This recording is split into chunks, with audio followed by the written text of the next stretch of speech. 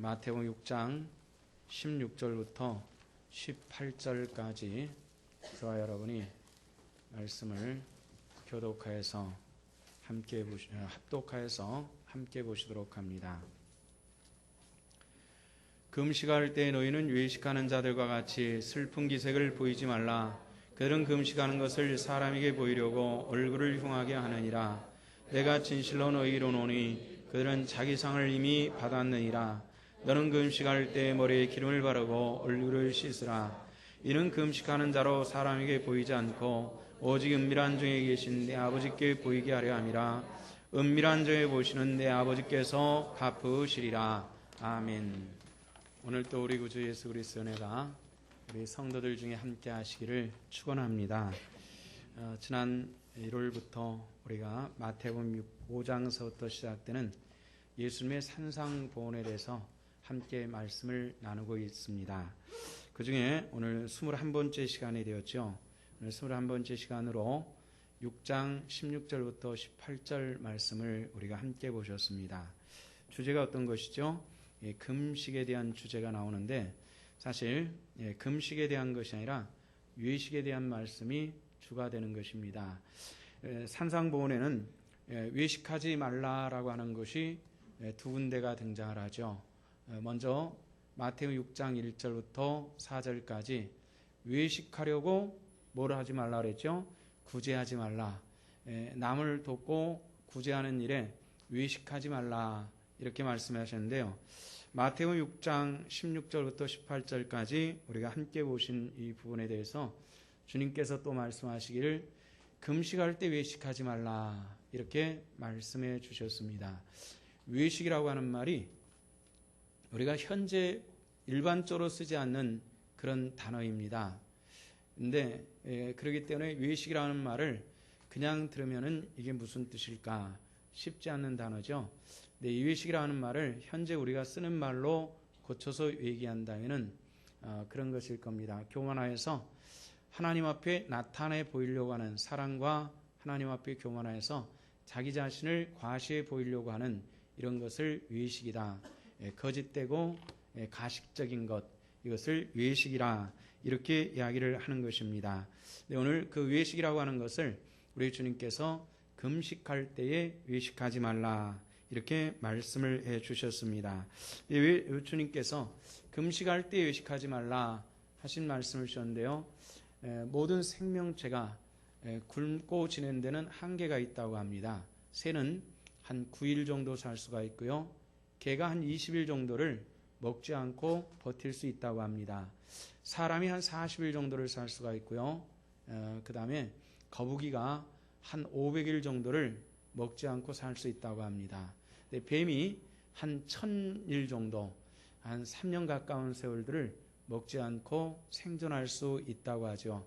이건 겨우 생존하는 것이고 어떤 생명체 역할을 못하는 것일 겁니다. 근데 우리가 금식하는 것, 요즘에는 금식하는 것들을 우리가 쉽게 그 모습을 볼 수가 없습니다만은 예전에는 교회 안에서 금식을 참 많이 했습니다. 요즘처럼 영양이 충분히 공급되지 않는 가운데서도 금식들을 참 많이 했는데요. 성도 여러분들, 우리가 금식해도 죽지는 않습니다. 그렇기 때문에 신앙을 위해서도 또 하나님의 영광을 위해서도 때로는 금식하며 하나님과 깊은 교제가 있는 그런 하나님의 권속들 되시기를 부탁을 드립니다. 근데 금식에는 의미가 있습니다. 어떤 의미가 있냐면은 금식은 먹을 수 없는 상황에서 음식을 먹지 않는 것을 금식이라 하지 않고요. 충분히 내가 먹을 수 있는 상황 속에서도 먹지 않는 상태를 이것을 금식이라 이렇게 이야기를 합니다. 누구의 일체의 방해가 없어도 내가 스스로 먹지 않는 음식을 먹지 않는 이런 상태를 금식이라 이렇게 얘기를 하죠. 우리 한국말로 한문어지긴 하지만은 먹지 않는 것, 음식을 폐하는 것 이것을 금식이라고 말하는데요. 영어에서 아침 식사, 조반이라는 말을 블랙파스트라는 이런 단어로 사용을 했습니다. 앞에 있는 단어 블랙이라고 하는 말과 그 다음에 파스트라고 하는 말이 두 개가 단어가 합쳐진 것이 아침 식사라고 하는 조반의 뜻을 가지고 있습니다. 블랙이라고 하는 말은 깨뜨린다는 뜻이죠. 이 파스트라고 하는 말은 빨리라고 하는 뜻도 되지만은 금식이라는 단어가 이 파스트라는 말에 들어 있습니다. 아침 먹는 것을 뭐라고 얘기하죠? 아침 먹는 것을 금식을 깨뜨리는 것. 영어로 표현하면 그런 것입니다. 근데 왜 그렇게 영어가 들었을까? 그 이유가 있습니다. 우리나라도요, 하루 3끼 먹는 것이 일반화된 것은 그다지 오래된 풍습은 아닙니다. 2조 마력까지만 해도 거의 대부분 부자든 가난한 사람이든 2끼를 먹는 것이 일반이었다고 합니다. 그런데 중간에 밥을 또 한 번 먹는 것을 우리는 점심이라 이렇게 얘기를 하는데, 말 그대로 가슴에다가 마음에다가 점 찍는 것을 점심이라 이렇게 얘기를 했습니다. 근데 요즘에는 먹고 살만하니까 충분하게 넉넉하게 먹고 그렇게 하지만은 사실 예전에 2조 말력까지만 해도 넉넉하게 사는 사람들도 점심을 상을 제대로 차려서 먹는 일이 없이 우리식으로 말한다는 간식 정도로 살짝 요기하고 지나가는 것이 점심 먹는 스타일이었다고 합니다. 이것이 외국 서양도 마찬가지였고요. 서양 사람들도 점심 먹는 것이 보편화되지를 않았습니다. 그래서 아침 해가 뜰 때쯤 돼서 아침을 준비해서 먹고 또 해거름이 되면은 저녁을 해서 먹고, 중간에 영 배가 고프면은 그냥 마음에 살짝 점을 찍는 것처럼 조금 먹는 것으로 다 끝마쳤다고 합니다. 그래서 요즘처럼 전기가 발달하지 못했기 때문에 오랫동안 사람들이 저녁 해거름에 밥을 먹고 다음 해 뜰 때까지 상당히 긴 시간 동안을 지내야 됐는데, 일찍 잤으니까 일찍 일어나가지고 아침에 견디기 어려운, 배가 고파서 견디기 어려운 상황 속에서 음식을 조리해서 먹었을 때 금식을 깨뜨렸다. 그래서 브레이크파스트라고는 이런 말을 사용했다고 합니다. 근데 우리가 이런 금식의 문제가 아니라 그냥 풍습적으로 해가지고 그렇게 먹는 문제가 아니라, 우리 기독교인들은 일부러 먹을 수 있음에도 불구하고 누가 아무런 방해를 하지 않음에도 불구하고 금식하는 경우들이 있었다는 것이죠. 이런 금식에 대해서 성경은 몇 가지로 정리를 해주고 있습니다. 그 정리의 첫 번째는 이웃을 위해서 금식하라 하는 그런 교훈과 가르침이 있습니다. 성경에 보면은 욥이라고 하는 사람이 나오죠. 이 욥이라고 하는 사람이 한꺼번에 굉장히 어려움을 많이 겪습니다. 부자가 하루아침에 재산이 사라지고 자식들이 죽고 아내가 배신해서 떠나고 또 친구들이 와서 비난하고 자기 집이 무너질 때에 무너졌던 그 돌조각 하나를 가지고 자기 몸에 도단한 그런 그 피부병을 긁으면서 이 탄식하는 그런 내용이 욥기에 등장을 합니다. 과연 그런 일이 있을 수 있을까? 하루아침에 한 가지 불행을 당하는 것도 힘든데 여러 가지 불행이 한건에 닥치는 그런 일을 경험합니다. 근데 욥이 훌륭한 것은 뭐냐면은 그런 가운데서도 하나님을 원망하지 않았다는 겁니다. 다른 친구들이 와서 네가 분명히 숨겨놓은 범죄가 있으니까 하나님께서 너를 치셨지. 만약에 하나님이 그리하지 않아, 네가 범죄하지 않았는데 이렇게 치셨다면 하나님을 원망하는 것이 당연한 것이 아니냐. 이것이 친구들의 그런 요구였습니다. 나 끝까지 욥은 어떻게 하죠? 하나님을 원망하지 않고 여기에 하나님의 뜻이 있을 거야 하고 하나님을 찬양합니다. 욥의 신앙이 바로 그것인데요. 성도 여러분들에게 부탁하는 것은 우리가 어떤 일을 당해도 끝까지 하나님을 찬양하는 마음과 입술이 되어지시기를 주 이름으로 축원합니다. 우리가 삶이 그래야 되는데요. 근데 욥이 자기가 어렵고 힘든 이런 시간도 겪었습니다만은 욥이 어려운 사람이 찾아와서 자기에게 요구할 때마다 절대 거절하지 않았다. 이렇게 얘기를 합니다. 또 누가 찾아와서 요구하는 것에 대해서 거절하지 않았지만은 누가 어려운 것을 보면 그냥 지나치지 않았다. 이렇게 얘기를 합니다. 그러면서 욥은 자기 음식을 아껴서 남에게 도와주는 그런 사람이었습니다. 근데 신약으로 넘어와 보면요, 부자와 나사로 얘기가 등장을 하죠. 이 부자와 나사로 얘기가 등장을 하는데 부자는 굉장히 호의시를 하는데요, 나사로가 그 상 밑에서 그 떨어진 것을 주워 먹으려고 예를 쓰는 그런 것이 성경에 등장을 합니다. 그런데도 불구하고 어느 한 곳에서도 이 부자는 이 가난한 사람들을 위해서 나눠준 것이 없다. 이런 걸 알 수가 있는데요. 우리가 진정한 하나님의 사람들은 내 자신을 절제시켜서 나눌 수 있는 것이 되어야만 합니다. 많은 사람들이 부자 되는 것, 하나님으로 축복받는 것에 대해서 굉장히 갈망하고 있는데 당신에게 부유하게 살게 하면은 당신은 어떻게 할 거야? 이런 질문을 한다면은 딱히 대답할 수가 없습니다. 어떤 사람들은 내가 부자가 되면은 고아원을 세워서 가난한 사람들을 많이 도와줄 거예요. 이렇게 얘기하는 사람들인데요.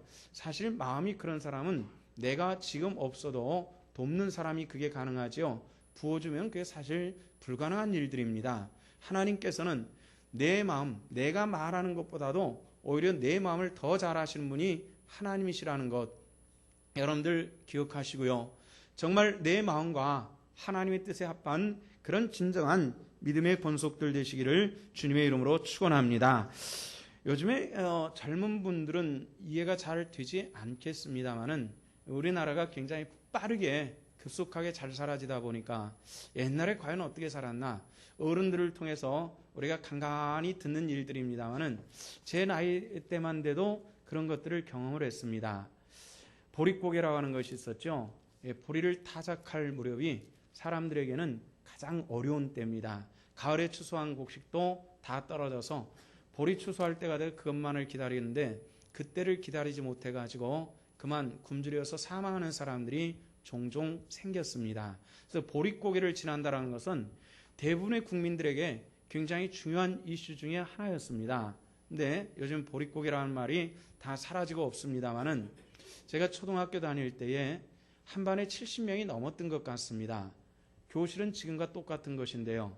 70명이 넘다 보니까 제일 앞에 있는 학생은 자기 책상하고 교탁하고 붙어 있었고요. 제일 뒤에 있는 학생은 등하고 벽하고 붙어 있는 이런 상태에서 공부를 했습니다. 굉장히 어려웠죠. 한 분의 선생님이 이 70명이 이르는 많은 학생들을 돌봐야 되는데 그 아이들 가운데서 아침도 먹지 못하고 점심도 도시락 없이 오는 아이들이 의외로 많아가지고 공부하다 졸도하는 일들이 종종 발생하고 했습니다. 근데 이런 보릿고개가 가까우면은 학교에서 쌀 모기를 했습니다. 그냥 먹고 살기 어려운데 쌀 모기를 했어요. 쌀이라고 하는 것이 요즘처럼 뭐 한 가마씩 한 말씩 이렇게 나누는 것이 아니라 한 스푼을 봉투에 담아오게 만들었습니다. 그래서 봉투에다가 한 스푼 딱 요만큼 되는 쌀을 가지고 갔습니다. 70명 정도 되는 아이들을 쌀을 다 모으면은 그래도 한 요만큼 정도는 됐죠. 그래서 정말 이 굶주리고 어려운 아이들에게 그 쌀도 한 두어 명에게 조금씩 한 줌씩 나누어줘서 아주 극심한 어려움을 견뎌나갈 수 있도록 해준 그런 일들이 있었습니다. 그게 언제였겠습니까? 불과 50년 정도 된 그런 시간입니다. 근데 요즘에는 정말 잘 먹고 잘 살아가지고 아이들도 비만이 많고 어른들도 금식한다. 예전에는 금식한다라는 말을 할 때 어떤 문제를 가지고 금식하면서 기도하는 것을 가지고 교회에서는 금식한다 그랬거든요. 근데 요즘에는 금식한다라는 말을 해서 왜 금식하느냐고 심각하게 물어보면은 멀뚱멀뚱 쳐다보다가 목사님 살 빼려고요. 이렇게 얘기하는 그런 시대에 됐습니다.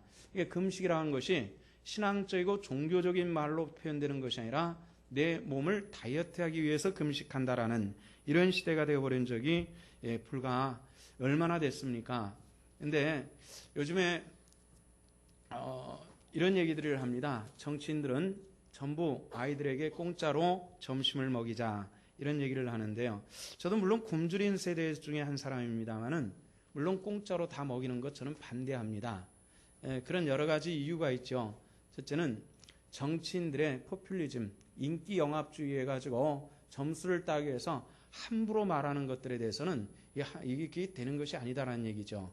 이게 돈이 어디서 나오느냐?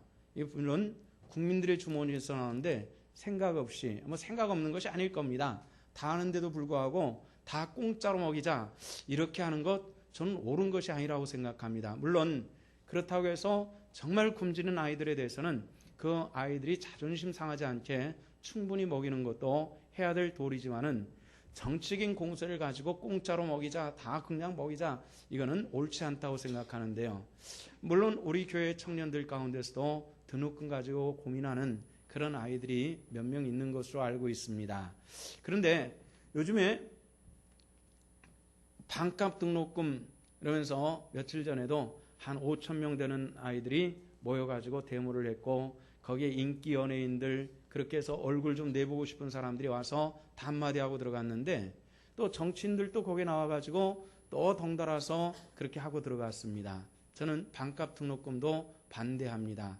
저도 대학 다니면서 등록금 때문에 복학, 휴학을 반복하면서 다녔지만은 제 나름대로 이건 반대합니다. 그런 이유가 있습니다.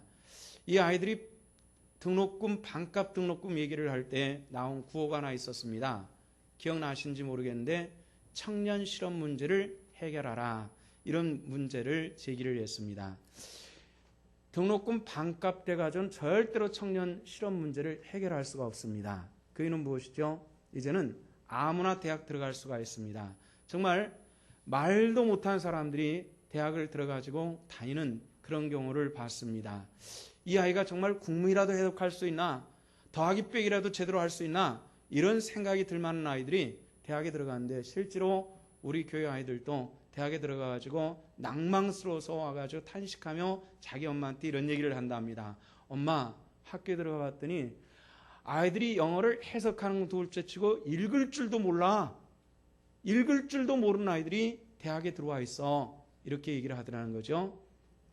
굉장히 많은 사람들이 아이들이 자기 이름도 한문으로 쓸 수 없는 아이들이 수두룩하고요.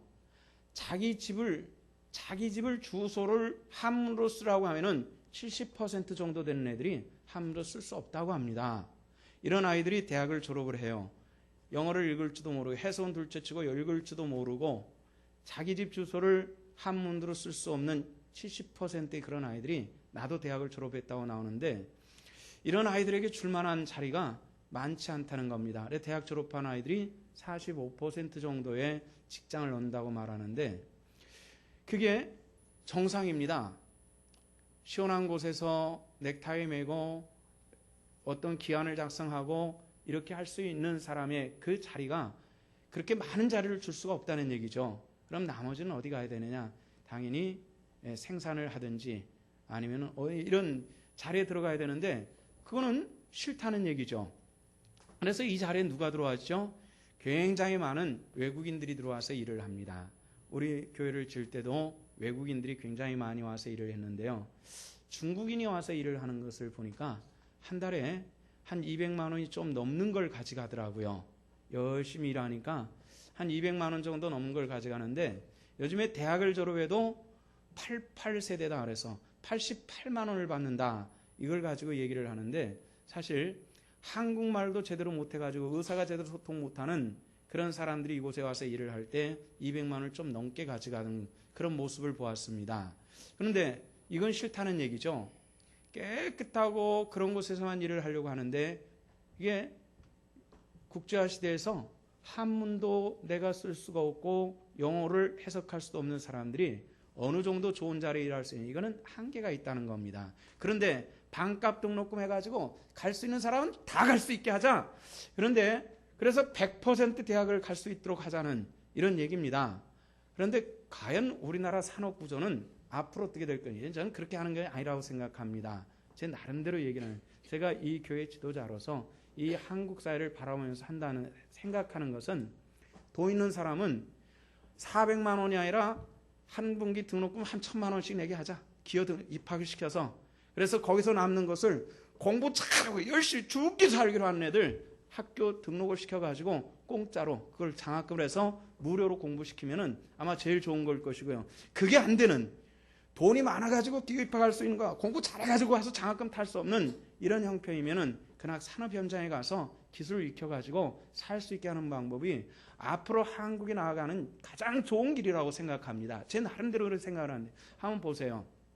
졸업을 해가지고 그런 직장을 가기 싫으니까 조금 아르바이트 한다고 빈둥빈둥 놀다가 세월 지나 30대 40대가 막 올라가기 시작한다고요. 앞으로 이거 어떻게 할 거냐는 말이죠. 그렇기 때문에 우리가 그렇게 대학을 그렇게 쉽게 문을 열어놓고 아무나 갈 수 있도록 그렇게 하자.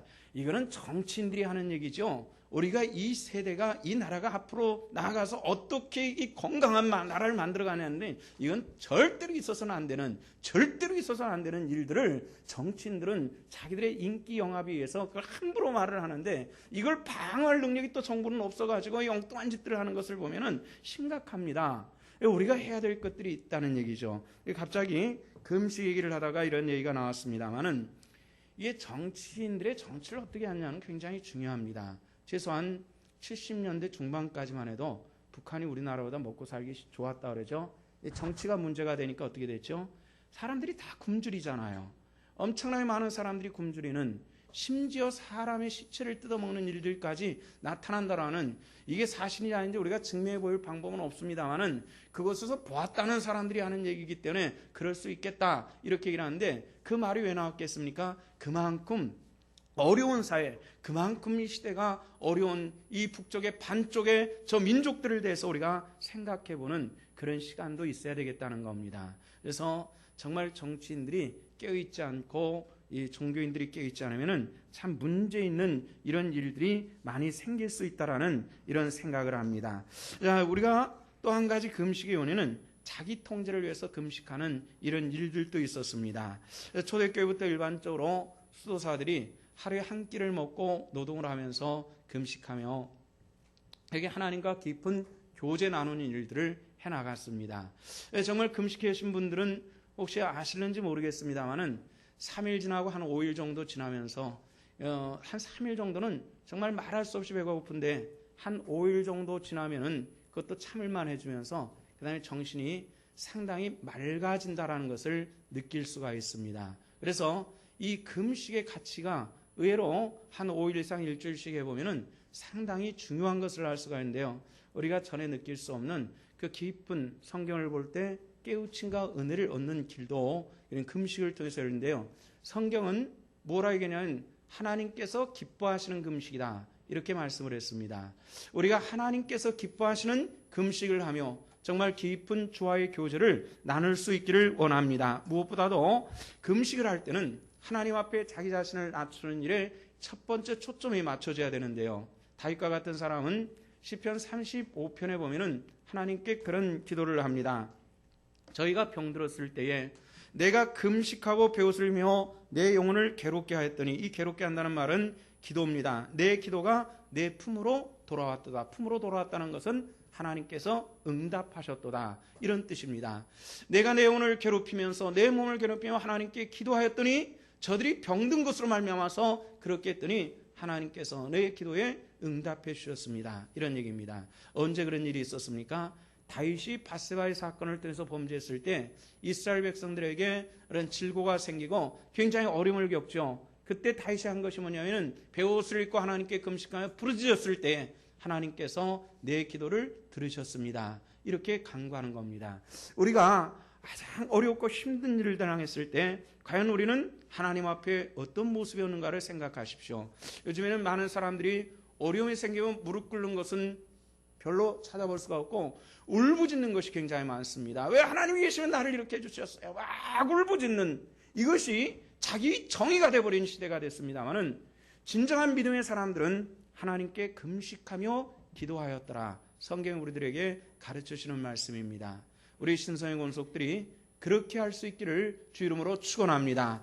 평생을 우리가 환난당하지 않는다라고 보장할 수가 없습니다. 모든 인생 그렇습니다. 그래서 옛날 역사적으로 한 세대의 사람이 태어나서 죽을 때까지 전쟁을 보지 않고 죽는 세대는 역사적으로 거의 없었다고 합니다. 근데 우리나라 전쟁이 언제 끝났죠? 53년도에 끝났거든요. 벌써 60년의 세월들이 지나가고 있습니다.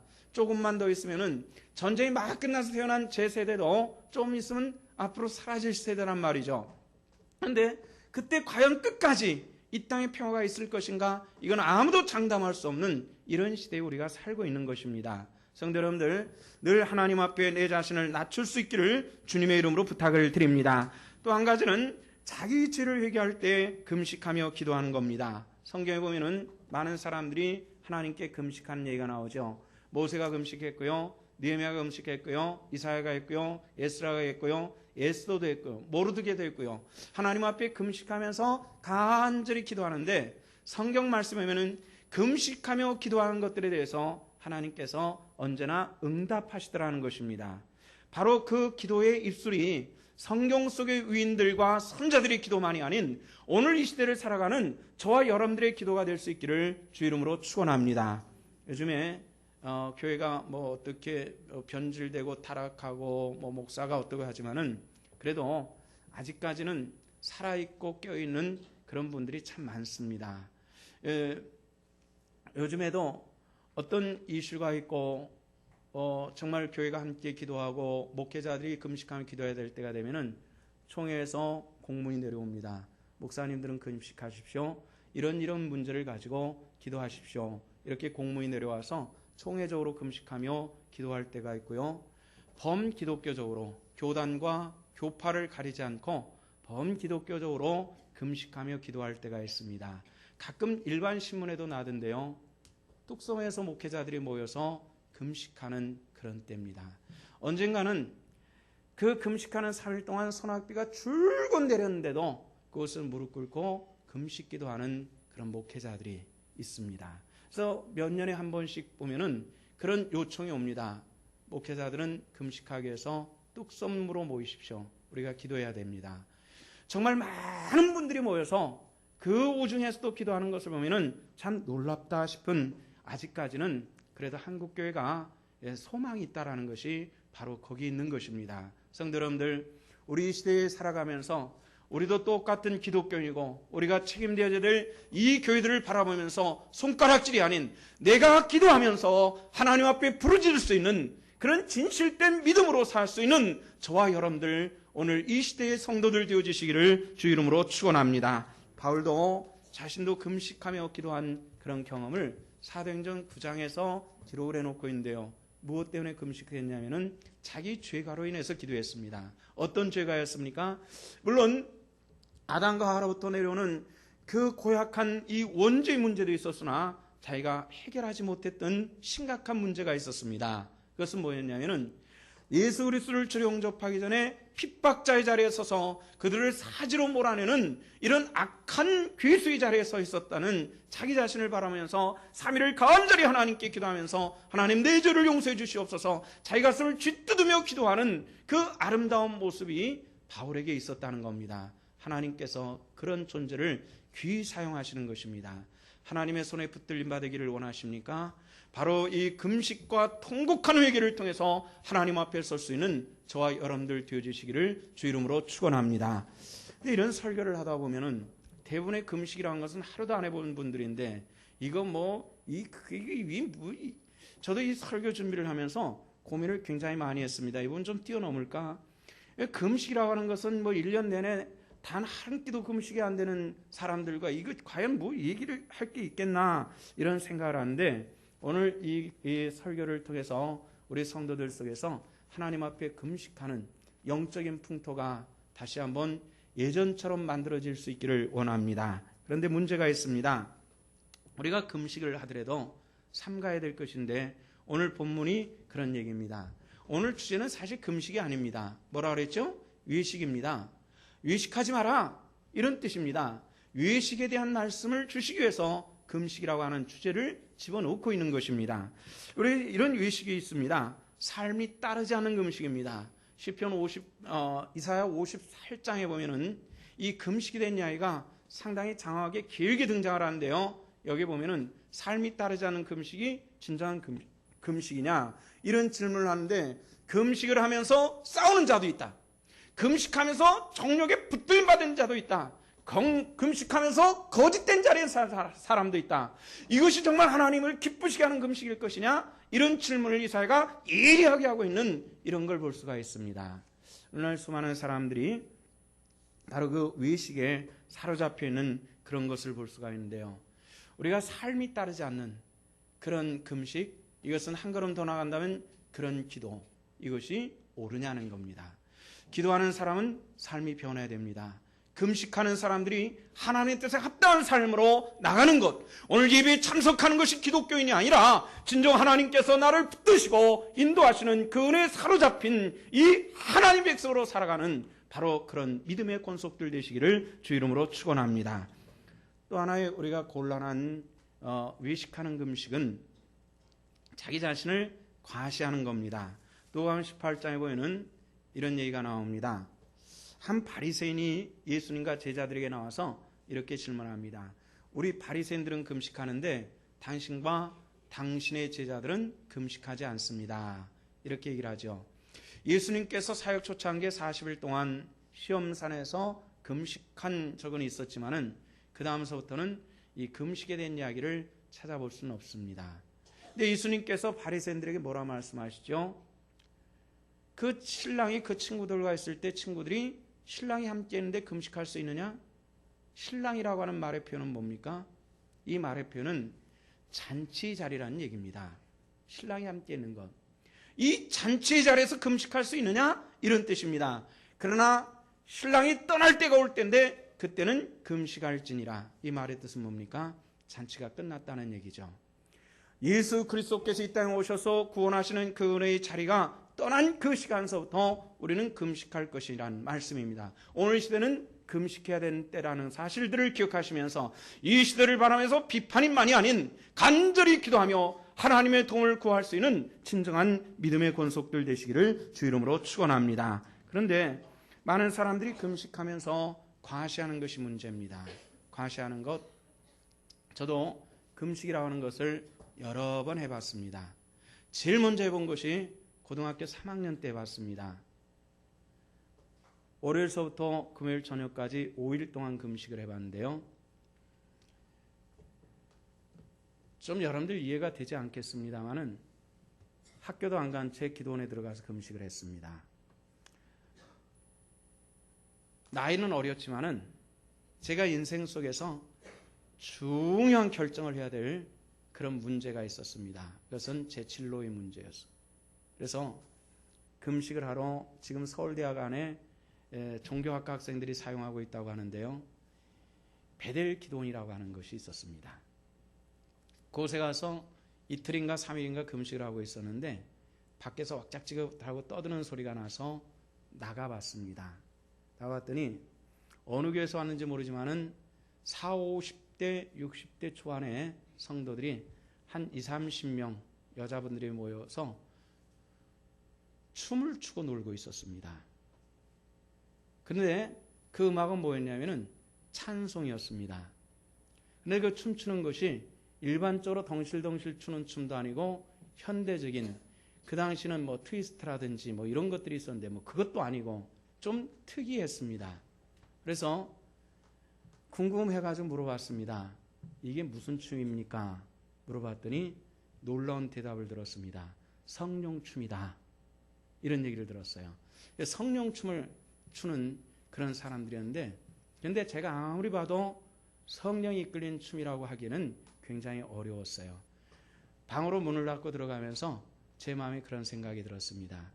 어린 나도 금식을 하는데 신앙생활 좀 했다고 하는 양반들이 모여서 자기들끼리 권사님, 집사님 하는 것을 보니까 직분자들인데 그렇게 교회 기도원에서 춤추며 놀아? 이런 생각이 들었는데요.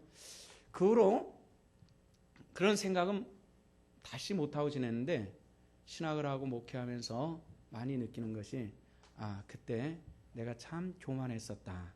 금식한다고 해서 나랑 다른 신앙의 모습에 있는 사람들에게 대해서 굉장히 비판적이었다라는.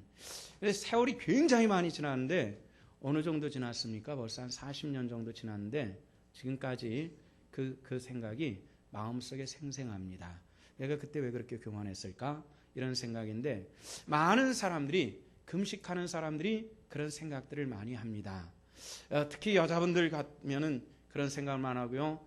또 특히 사모님들이 많이 그럽디다. 많이 금식 좀 하면은 사모님의 위치에서 당신 3일 금식해, 5일 금식해, 왜 금식하네? 막 이러는 그런 사모님들을 많이 볼 때가 있는데요. 참 그런 걸 보면은 안타깝습니다. 금식은 하나님께서 내게 시키면 하는 것이지만은 사람이 시키는 것은 아니거든요. 근데 많이 그런 것을 볼 때 안타까운 모습입니다. 우리가 하나님 앞에 바른 금식을 해야 되는데 이 시대에 금식하는 성도들에게 하나님께서 은혜를 베푸시는데요. 성경 말씀에 보면은 하나님께 금식하며 기도했던 백성들이 다 은혜를 받습니다. 엘리야라든지 또는 그 여호수아 시대라든지 이런 사람들이 하나님 앞에 나와서 국민적으로 금식하며 기도할 때 하나님께서 하나님의 징계를 머무시고 그리고 그들과 함께 하시는 축복과 은혜를 볼 수가 있습니다.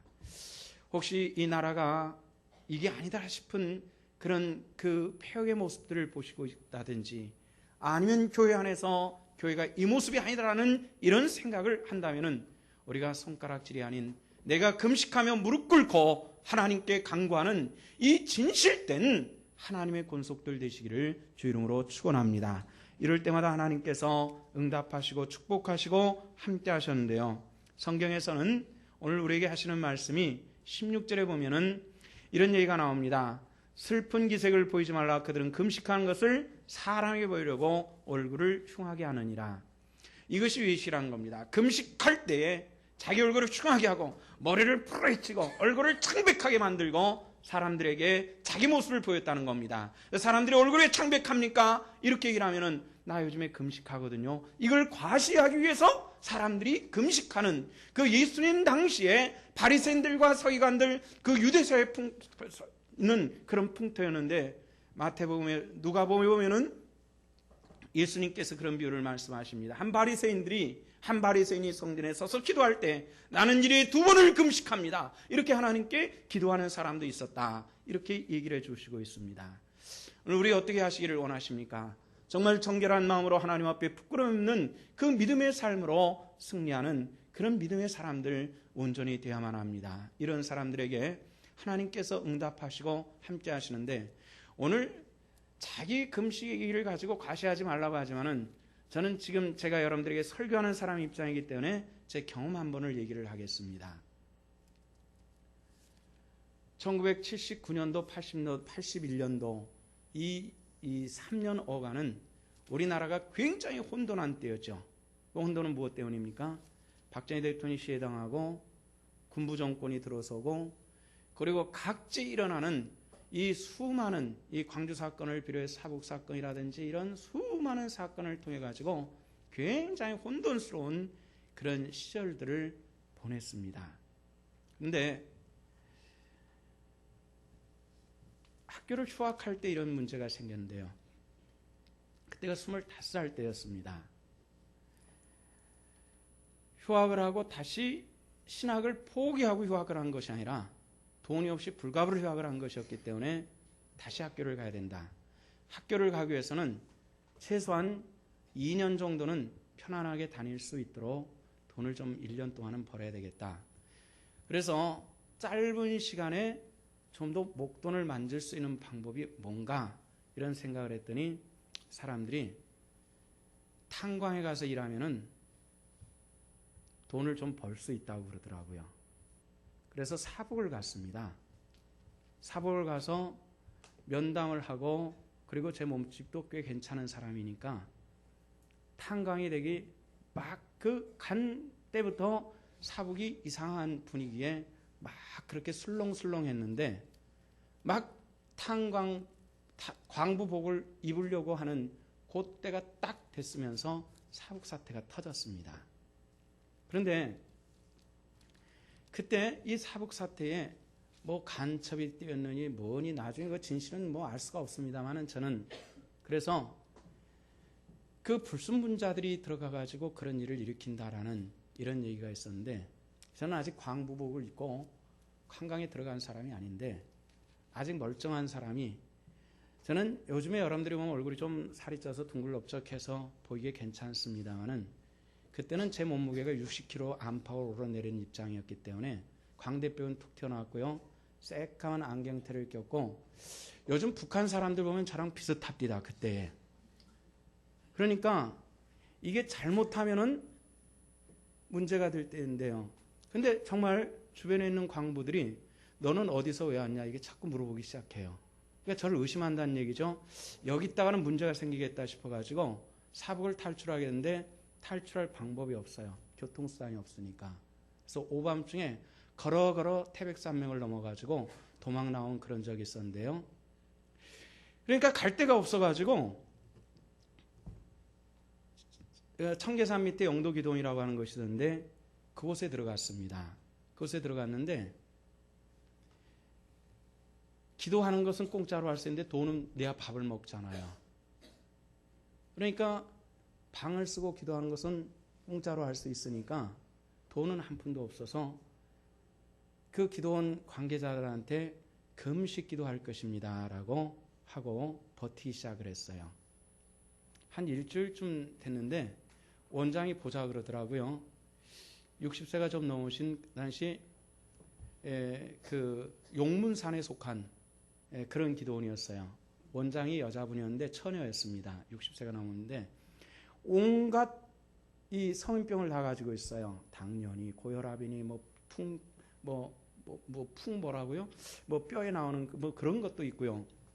그래서 몸을 도무지 움직이기 힘든 그런 사람인데 워낙 원장이 그러다 보니까 기도원이 별로 이렇게 흥황하지 않았어요. 저한테 부탁을 하더라고요. 저한테 새벽에 당신이 어차피 기도하러 나가니까 새벽 기도를 좀 인도해 주면 좋겠다 그래서 때 아니게 그곳에서 기도원에서 새벽 기도를 인도를 하게 됐습니다. 사람이 그러봤자 매일 새벽에 서너 명밖에 앉아있지 않는 그런 기도인데 한 번은 목사님 한 20분이 단체로 와서 산에서 기도하고 새벽 기도를 동참을 했어요. 25살밖에 안 되는 신학교 휴학생이 목사님 20분을 향해서 설교를 잘 했습니다. 그러고 나서 무릎 꿇고 기도를 하는데 꿈인지 잠결인지 성경 말씀 고린도후서의 사도 바울의 얘기를 그다음인지 몸 밖에 있었는지 몸 안에 있는지 저도 기억이 지금도 분간이 안 되는데요. 어떤 신기한 것이 파노라마처럼 쫙 지나가는 것이 있었어요. 그런데 저하고는 아등에 관계없는 어떤 시골 마을의 광경들이 쫙 지나가는 겁니다. 그런데 소위 말하면 개꿈이면 이게 잊혀져야 되는데 잊혀지지 않고 머릿속에 굉장히 뚜렷이 남아요. 그리고 이 기도원 원장이 저에게 그렇게 시키면서도 밥을 줄 생각을 안 해요. 나중에 그 기도원을 나와가지고 나중에 또 몇 년 후에 기도원을 하러 가가지고 물어봤어요. 왜 나한테 밥을 안 줬냐 그랬더니 당신이 금식한다 그러지 않았느냐? 돈이 없어 못 먹는 게 아니라 금식한다 그래서 밥을 안 줬다는데 저는 돈이 없어 못 먹는데 그래서 거기서 30일 동안 금식 기도를 하게 됐습니다. 어쩔 수 없이. 그리고 나와서 30일 지나니까 도저히 견딜 수가 없어가지고 그래서 밥을 좀 얻어먹고 죽 좀 얻어먹고 힘을 차려가지고 들어간 것이 안양의 재건단에 들어갔습니다. 안양에. 재건단이 뭐지 옛날에 소위 말하는 양아치들이. 그걸 들어가지고 한 겨울에 그걸 주워 모은 걸 가지고 깡통, 요리병 여러분들한테 참 죄송하지만은 여러분들의 목사가 과거가 그랬다는 게 참 창피하지만은 그걸 모아가지고 다시 복학을 했는데 밥 사 먹을 능력이 없어가지고 채플실에서 3월달 한 달 동안을 거기서 자고 거기서 생활하고 친구들이 있으면 밥 얻어먹을 수 있으면 조금 얻어먹고 한 달을 그렇게 그해 가을에 금식한 사람이 한겨울에 재건단에 들어가서 일을 하고 또 복학을 해가지고 한 달을 그렇게 생활하니까 몸이 망가질 대로 망가져가지고 아마 뻘건 대낮에 채플실에 누워가지고 헛소리를 했던 모양이에요. 친구가 한 후배를 소개시켜가지고 거기서 가서 며칠 좀 쉬었다 오너라. 그래가지고 그 후배랑 가다 지금 호주의 태권도 협회 회장으로 있는 후배인데요. 그 후배 집에 가려고 버스에서 내리니까 그 전에 가을에 봤던 그 모습이 파노라마처럼 다 나타나요. 그래서 가보지도 않은 동네인데 여기 가면은 우물이 있고 여기 가면 구멍가게가 있고 여기 가면 골목이 있고 뭐가 있고 심지어는 제가 갈 집을 제가 그 후배 집을 제가 찾아 들어갔어요. 제가 봤던 것이니까. 근데 또 놀랍게도 저는 그곳에서 교회를 개척을 해서 5년 동안을 심호하고 목사 안수를 받고 그 마을에서 나오게 되는 이런 과정을 겪게 됐습니다. 억지로 한 금식이었는데요. 돈이 없어가지고 할 수 없이 한 금식이었는데도 하나님께서 제 길을 이끄시고 인도하시는 그 은혜를 체험한 바가 있습니다. 이것은 오늘 성경 말씀처럼 사람에게 배우려고 하는 것이 아니라 오늘 저와 여러분들이 금식과 외식에 대한 교훈을 얻기 위해서 이 말씀을 나누는 것인데요. 18절 말씀에 보니까 이런 말씀이 나옵니다. 내 아버지께 보이게 하려 함이라. 사람에게 보이는 것이 아니라 아버지께, 하나님께 보이게 하려 함이라는 이 말씀을 우리가 생각하면서 하나님 앞에 정결함과 부끄러움이 없는 그 진실된 금식과 외식이 없는 하나님 앞에 삶으로 승리해 나갈 수 있는 저와 여러분들 하나님의 권속들 되시기를 주 이름으로 축원합니다.